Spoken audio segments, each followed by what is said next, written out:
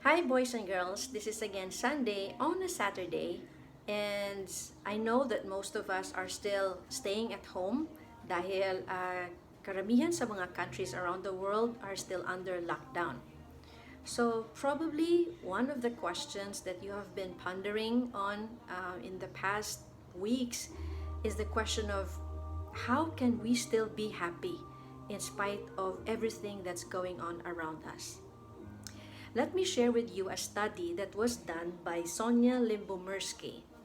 And she conducted this study to find out how much does life events or the circumstances around us affect our level of happiness.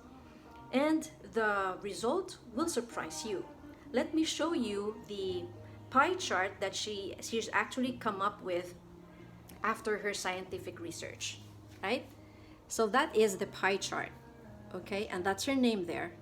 And you can see that actually only 10% lang ang contribution ng life events to a person's level of happiness, right?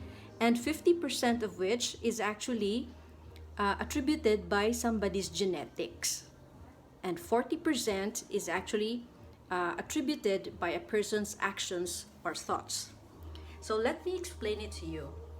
Ibig sabihin nito na pag sinabi natin genetic, this explains why there are actually some people na sinasabi natin na they see the glass as half full, and there are those that actually see the glass as half empty. So yung first group na yon, the people who see the glass as half full, these are the people na alam nyo yun, yung parang natural sa kanila to always be hopeful, to always be grateful, bilang nila yung mga blessings nila lagi, naiisip nila lagi iyon, at lagi silang nagpapasalamat, di ba? And there are those naman, the people who see life or the glass as half empty, yun yung mga tao na lagi nilang napupuna kung ano yung kulang sa buhay nila. So that being said, genetics actually play a part in somebody's level of happiness. May mga tao talaga na may specific traits na sila, kumbaga. I mean, we cannot make people happy. Parang ganyan. Right?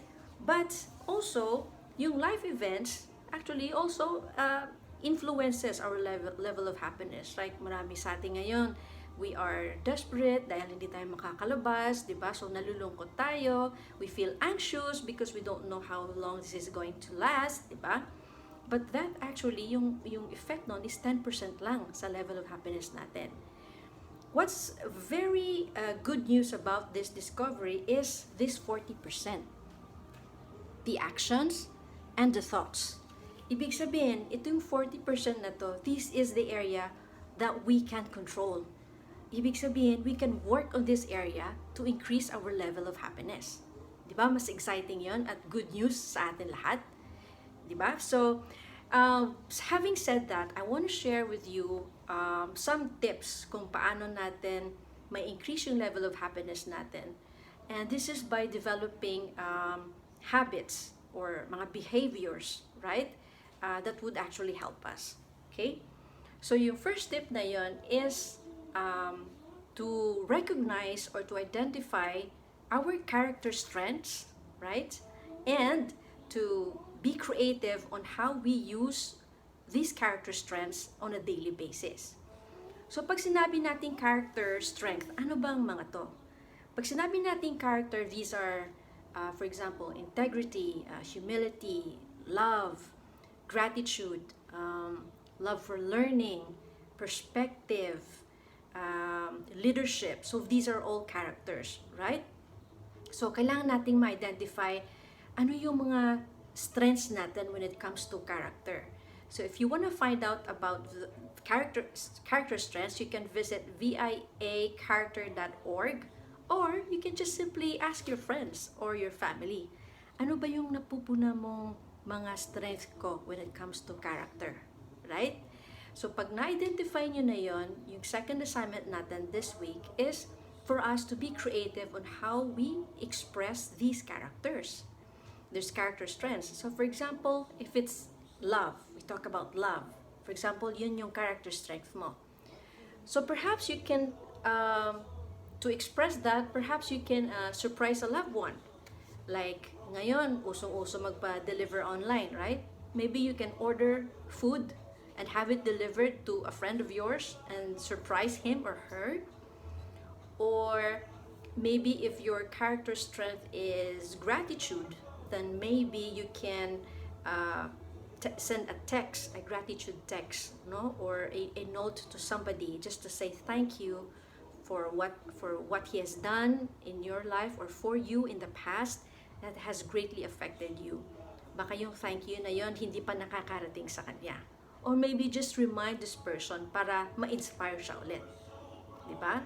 So, one more example, if one of your character strength is zest, no? Yung parang kung sa masigla ka, di ba?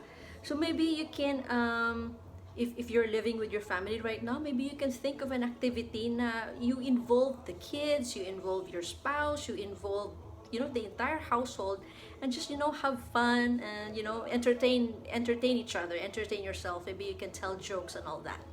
Okay? So, yun lang, boys and girls, for the coming week, assignment natin, identify your character strengths. That's one. And then second is to be creative in expressing these character strengths.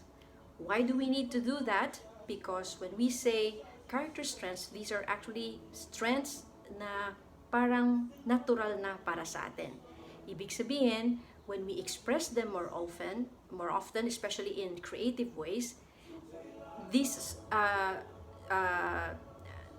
activity of expressing them actually makes us more alive, makes us feel more energetic, makes us feel more glad about things, right? So, yan lang folks, and for the rest of the tips, I'm going to give it to you next weekend. So, stay in touch, and also remember that in the Inspired Life Project, we always want to make every heartbeat count. See you again, guys, next week. Bye.